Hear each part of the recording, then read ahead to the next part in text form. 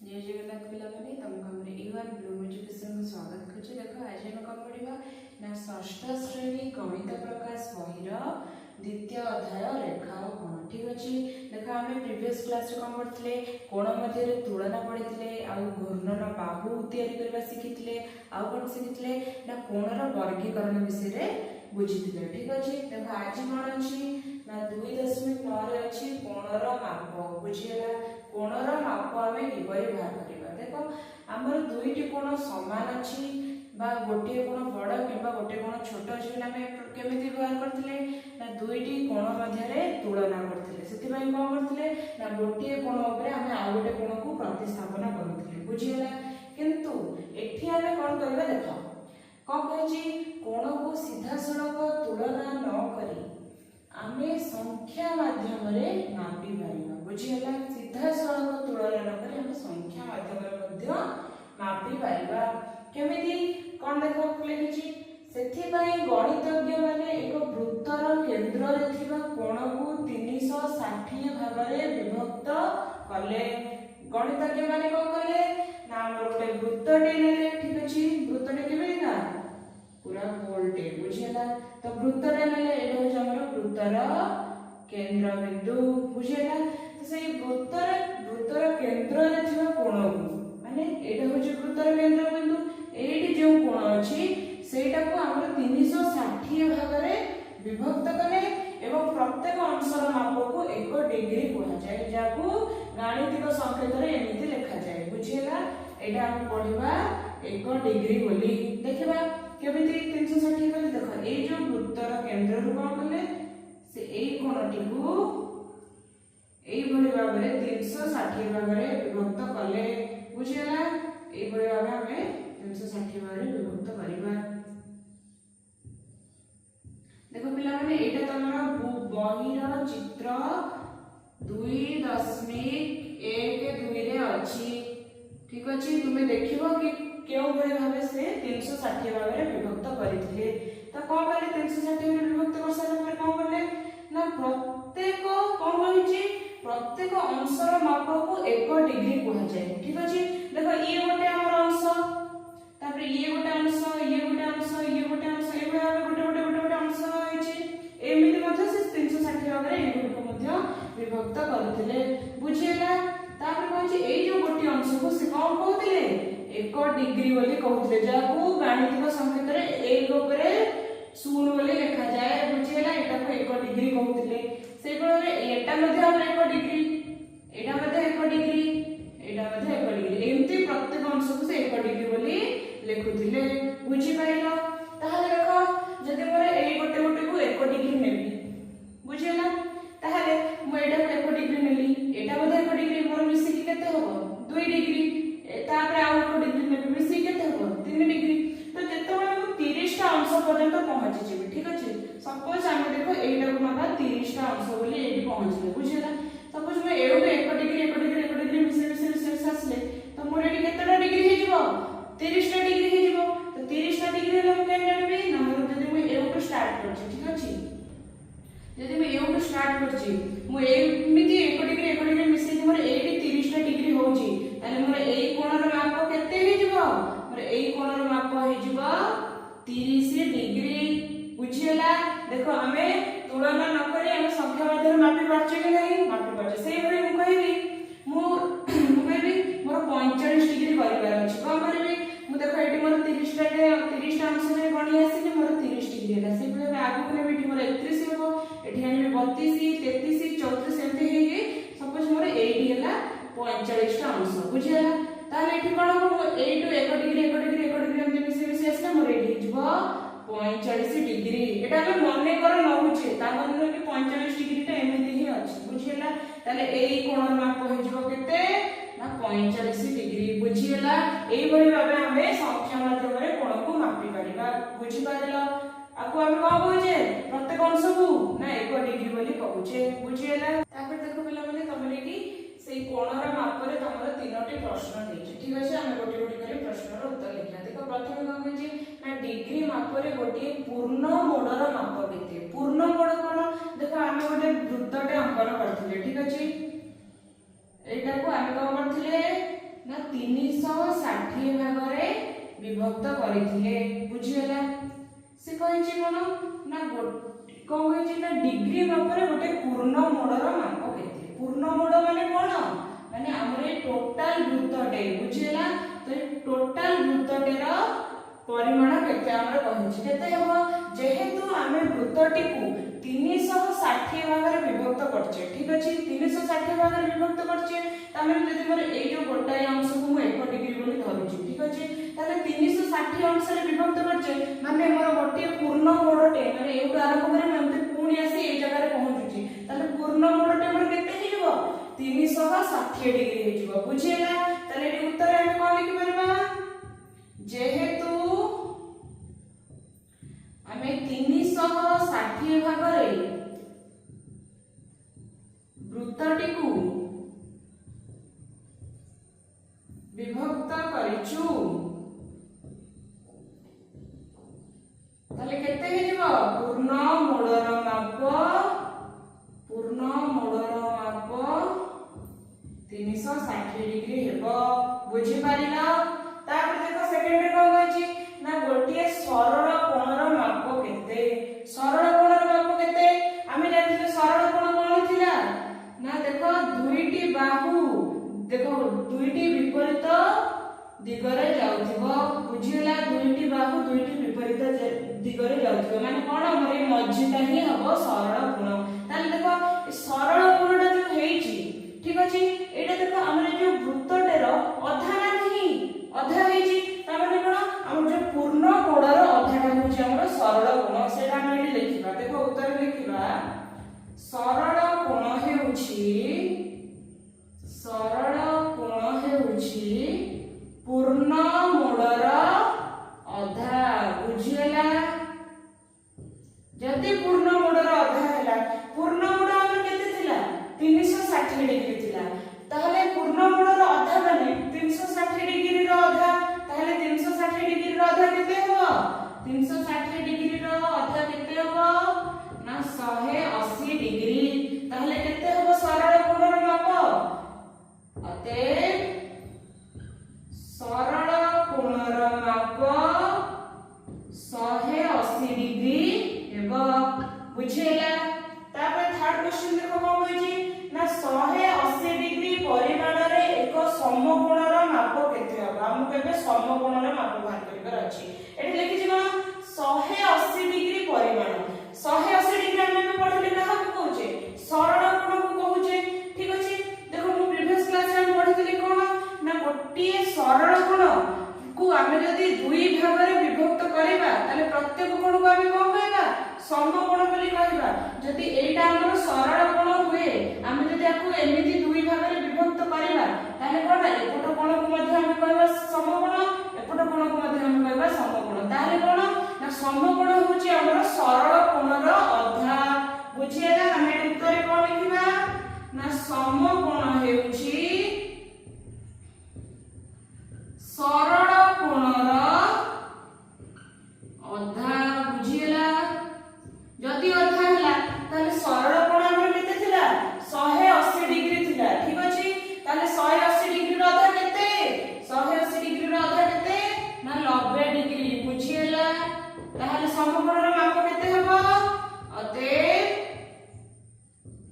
সমকোণর মাপ 90 ডিগ্রি ହେବ। বুঝি পারিল? ତମକୁ এই তিনোটি ডিগ্রি মাপ মনে রাখিবার ଅଛି। দেখো পূর্ণ মোড হেলে আমি তাকু 360 ডিগ্রি হবা এবং সরল কোণ হইতিলে সেটা 180 ডিগ্রি ହେବ এবং সমকোণ হইতিলে সেটা কেতে হবে? 90 ডিগ্রি ହେବ। এই তিনোটি ডিগ্রি তুমি মনে রাখিব। বুঝি পারিল? তোমার প্রশ্ন দিছি কোন দিছি দেখো না নিম্নরে গোটিয়ে বৃত্তକୁ 1 2 3 4 5 6 8 9 10 ভাগে বিভক্ত করা যাইছি। তেবে প্রত্যেক কোণর ডিগ্রি মাপ কেতে হবে? ঠিক আছে? এইটি দেখো তোমার বৃত্ত গুড়িকু আমরা 1 2 3 4 5 6 8 9 10 ভাগে বিভক্ত করা যাইছে। এই চিত্ররে তোমাকে দেইছে, ঠিক আছে? আমু কইছে প্রত্যেক কোণর ডিগ্রি মাপ কেতে হবে। ঠিক আছে? দেখিবা।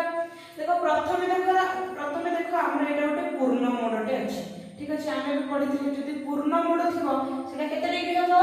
সেটা হবে আমার কেতে ना 360 डिग्री बुझी पारलो तापर एठी देखो द्वितीय चित्र रे कोन कहैछि देखो देखो समान से जो पूर्ण मोड़ को हम समान दुई भाग रे विभक्त करिछि पूर्ण मोड़ जदि 360 डिग्री हला ताले दुई भाग रे विभक्त करले केते हबो 360 डिग्री रे बाई 2 माने 2 360 को हम दुई भाग करबा केते हबो 180 डिग्री बुझियला सेही पर देखो एठी तीन भाग रे विभक्त करिछि ताले जदि पूर्ण मोड़टा 360 डिग्री हला ताको तीन भाग करले केते हबो 360 डिग्री बाई 3 केते हबो 120 डिग्री माने तमे 360 रे 3 को हरिबो तमर केते होची प्रत्येक कोणर माप हबो 120 डिग्री बुझी पारिलो तापर एठी देखो कोन करची सेही परी चारि भाग रे विभक्त करची ताहले केते म लिखबी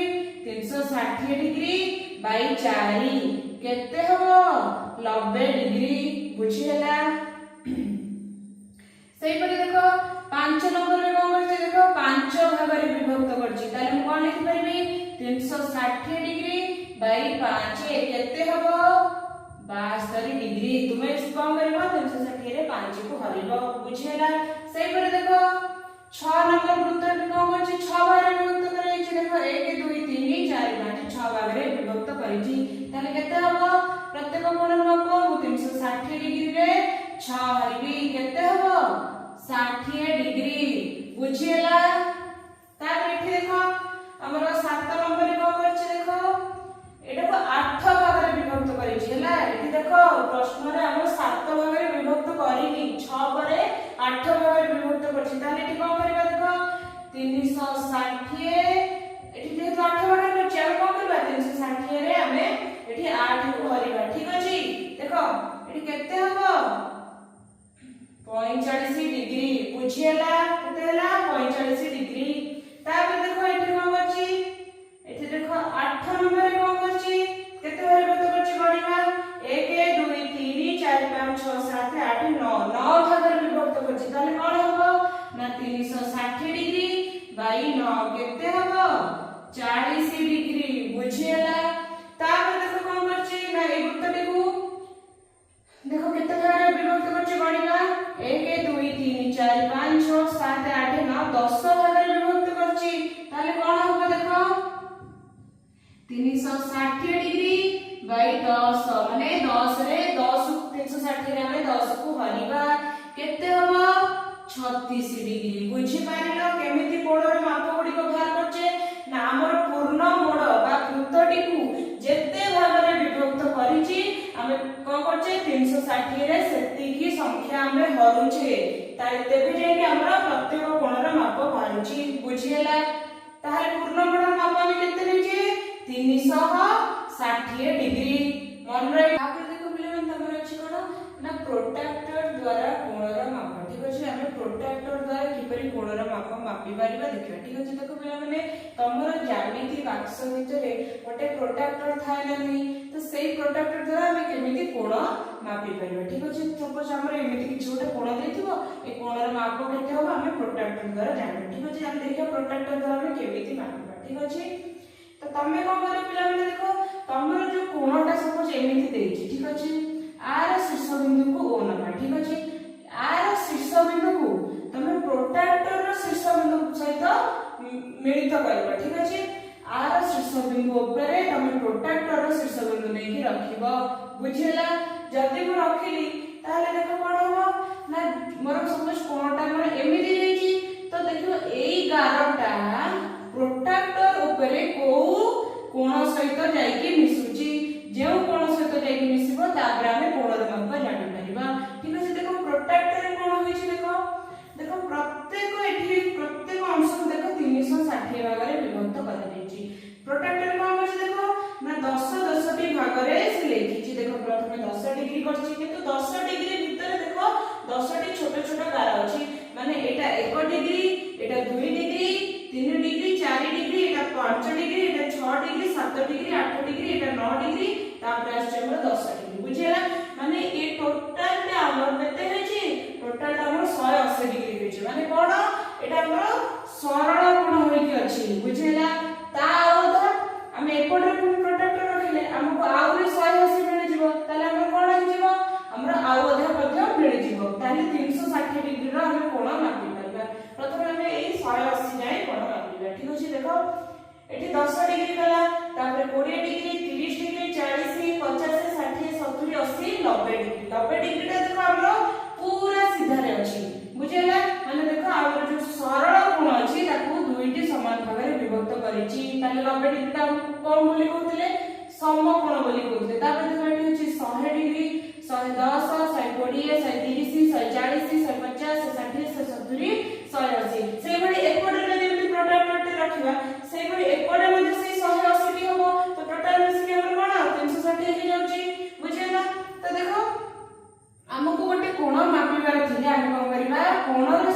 बिंदु उपरे नेकी प्रोट्रैक्टर शीर्ष बिंदु को रखिबा बुझेला कोणटा सपोज मोर एमिति जाईची ए कोणटा जे मोर प्रोट्रैक्टर जो कोण ऊपर रहिला जो कोण सहित मिसी गला सेही कोणर माप होची सेति बोली हमें जानिबा ठीक अछि देखो हमको एठी फास्ट देखो हम केतटी कोणर माप लिखि 40 डिग्री बाहर करबा को देछि ठीक अछि तमे को गलो ता जो कोणर शीर्ष बिंदु ऊपर प्रोट्रैक्टर शीर्ष बिंदु रखिला तो 40 डिग्री ता कोठी हम देखो 10 20 30 40 एठी हो जे हमर 40 डिग्री माने तमर जो कोणर जो बाहुटा तमर एमिति 40 डिग्री ऊपर रहइबो बुझियला ए भली 40 डिग्री ऊपर रहइबो तापर देखो कहछि 75 डिग्री देखो 75 डिग्री कोठी हो एठी तो कोठी 75 डिग्री लेखा हैनी तामे के जानिबा देखो एठी 70 डिग्री अछि तापर हमें गणिबो देखो एठी हो 71 72 73 74 एई कोणटा हमर हबो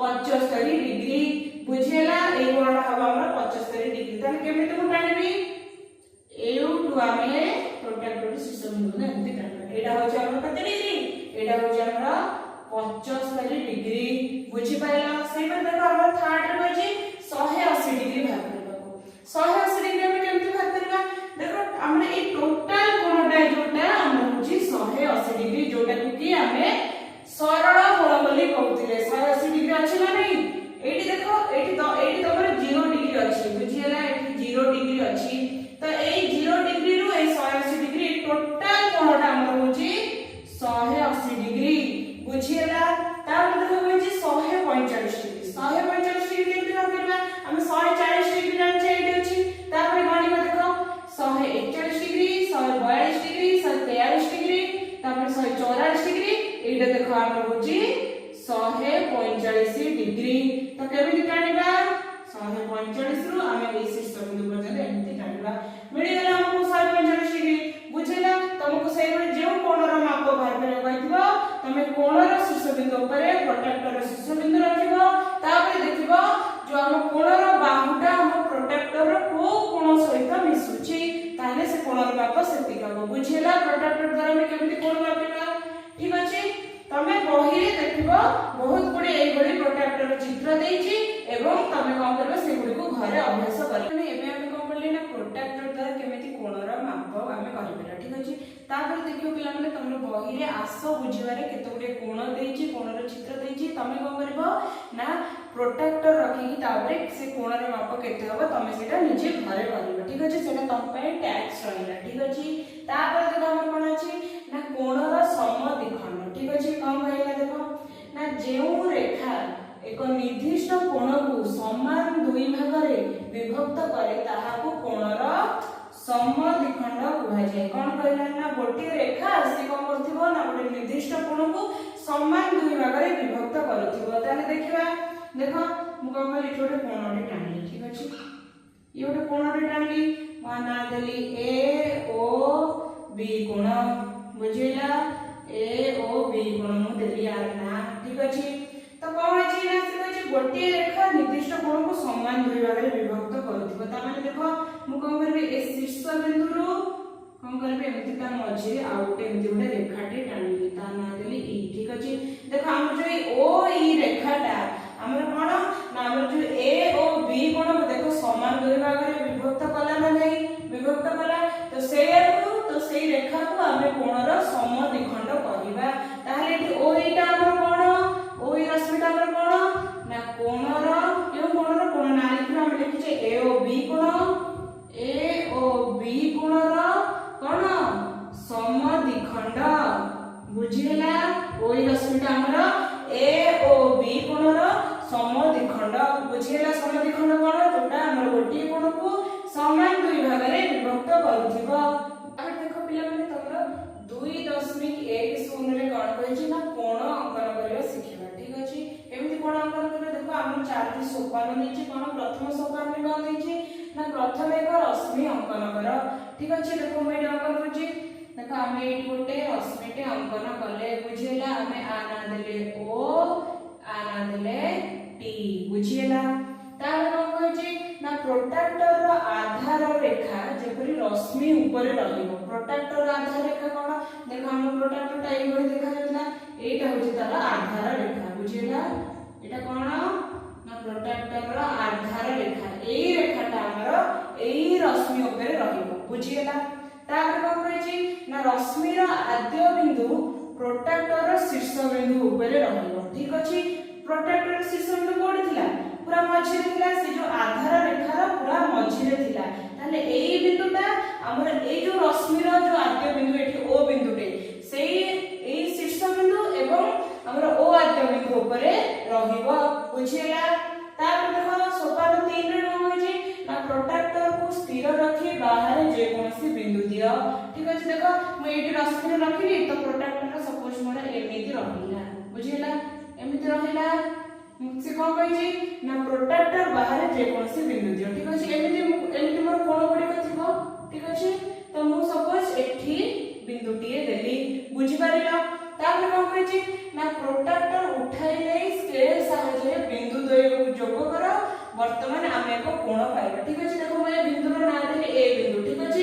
এবে মু কোন করবি এ প্রোট্রাক্টর কো উঠাই দেবি ঠিক আছে প্রোট্রাক্টর কো উঠাই দেলে তো কোন হেবো দেখো এই যে ও বিন্দু থিলা এটি আমরা এ বিন্দু মিলিলা ঠিক আছে মু কোন করবি এই ও বিন্দু এবং এ বিন্দু দ্বয়କୁ যোগ করি দেলি ঠিক আছে যোগ করে কোন দেখো মোর গোটে কোণটে মিলি গলা ঠিক আছে তো প্রোট্রাক্টরটে রাখিলে তো আমি মাপিবা এই কোণ সপোজ আমরা 30 ডিগ্রি ହେଲା ঠিক আছে তো আমি দেখো বর্তমান আমি গোটে কোণ পাইলে নাই কো কোণ এ ও টি কোণ বুঝিলা এ ও টি কোণ পাইলে যার মাপ কেতে 30 ডিগ্রি বুঝি পারিলো প্রথমে কোন করবা গোটে রশ্মি অঙ্কন করবা তারপরে কোন করবা না প্রোট্রাক্টর আধার রেখাটাକୁ রশ্মি উপরে রাখিবা আর কোন করবা না আমরা যে রশ্মির আদ্য বিন্দু উপরে আমি প্রোট্রাক্টর শীর্ষ বিন্দুକୁ তা উপরে মিশাইকি রাখিবা বুঝিলা তারপরে কোন করে প্রোট্রাক্টর কো স্থির রাখিবা এবং প্রোট্রাক্টর বাহারে যে কোনসি জায়গায় গোটে বিন্দু নেবা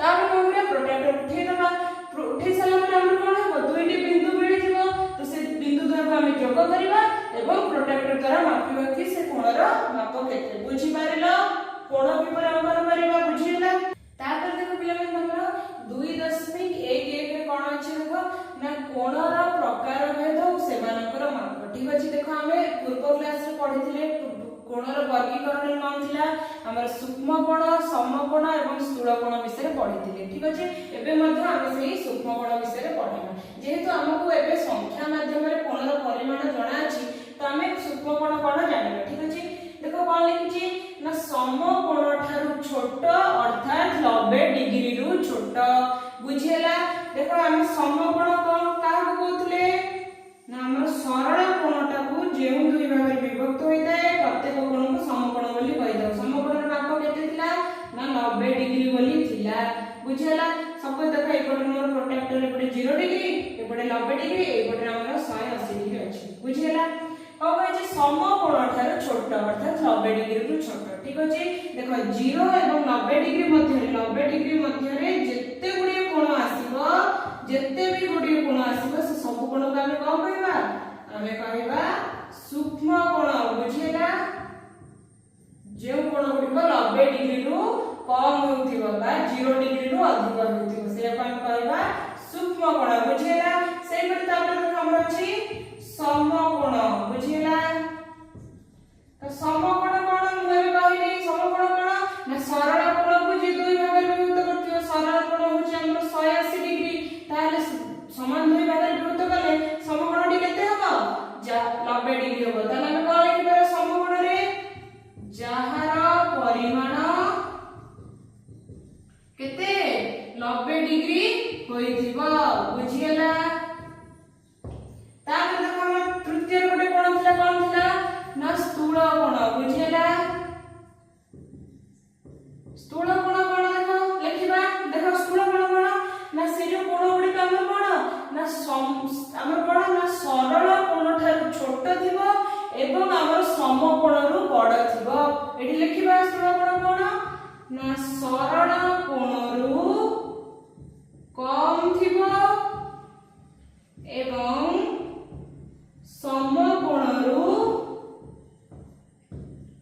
अधिक थिबो ता माने मु कोन लिखि परबी अर्थात 180 डिग्री रु कम एवं 90 डिग्री रु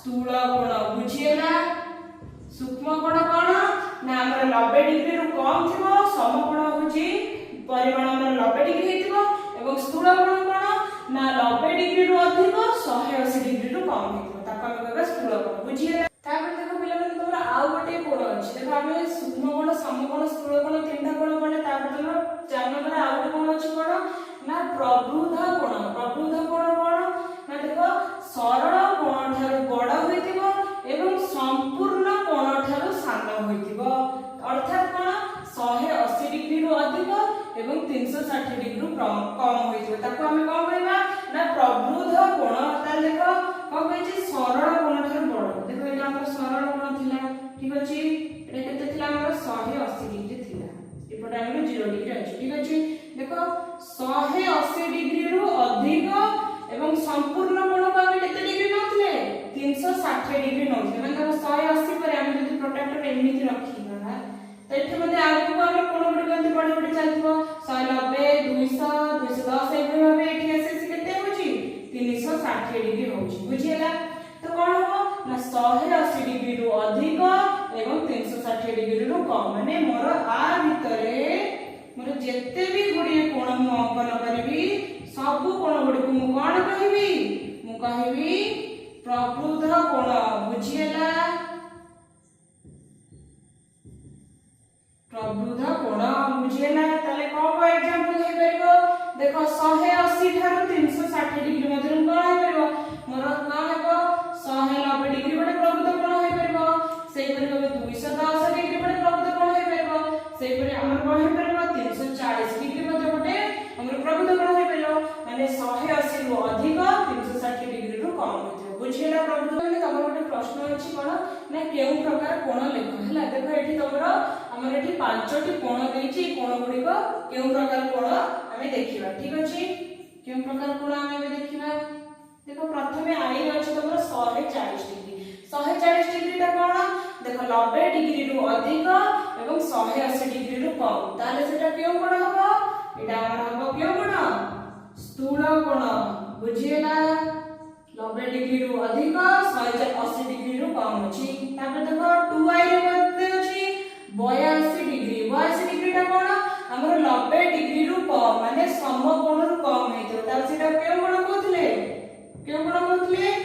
सूक्ष्म कोण बुझियला तले 82 डिग्री ता गोटे सूक्ष्म कोण सेही पटे देखो 3i रे कोन अछि ना 195 डिग्री 195 डिग्री ता कोन हबो देखो 180 ठारू अधिक अछि एवं 360 डिग्री रु कम अछि तार सेटा केउ कोण कहबा हमें कहबा प्रबुद्ध कोण बुझियला केउ कोण कहबा प्रबुद्ध कोण 195 डिग्री ता हमर गोटे प्रबुद्ध कोण सेही पर हम देखो आई भी रे कोन कहछि 70 डिग्री ता कोन ना हमर देखो 90 डिग्री रु कम अछि ता कोन कहबा ताको कहबा सूक्ष्म कोण बुझियला सेही पर हम 35 डिग्री से मध्ये हमर 90 डिग्री रु कम अछि ताको कोन कहबा सूक्ष्म कोण कहबा बुझि पाइलो एही परे भाबे तमर कोणर माप देथो एवं केउ कोण पचारिथो तमे कोन करबो देखिबो केउटा 90 डिग्री रु कम अछि बा केउटा 90 डिग्री रु अधिक 180 डिग्री रु कम अछि बा 180 डिग्री रु अधिक 360 डिग्री रु कम अछि देखिबो एवं कोण गुडीकर नाम लिखिबो बुझियला हम जो रेखा और कोणर अध्याय थिला हमर द्वितीय अध्याय चित्र में कोण सब सिखिले देखो हम कोन सिखिले प्रथमे हम बिंदु विषय सिखिले हम रेखाखंड विषय रश्मि विषय सरल रेखा विषय बुझिले ना नहीं बुझिले तापर आ कोन विषय बुझिले कोण विषय बुझिले कोणर नामकरण कि पर दिया हबो कोणर प्रकार भेद विषय मध्ये हमें बुझिले तापर हमें प्रोट्रैक्टर द्वारा कोणर अंकन मध्ये बुझिले तापर देखो हमें घूर्णन बाहुर अंकन कि पर हबो सेटा मध्ये बुझिचे आ कोन ना देखो कोणर समद्विखंड विषय मध्ये बुझिले एवं कोन सूक्ष्म कोण समकोण स्थूल कोण एवं प्रबुद्ध कोण कोन से ता मध्ये हमें ए अध्याय रे पढिले बुझियला हमें कोन सिखले तमर जे 6 टा जिंस अछि तमे हमें ए गुडी को बुझिले तो बुझि पाइलो पिला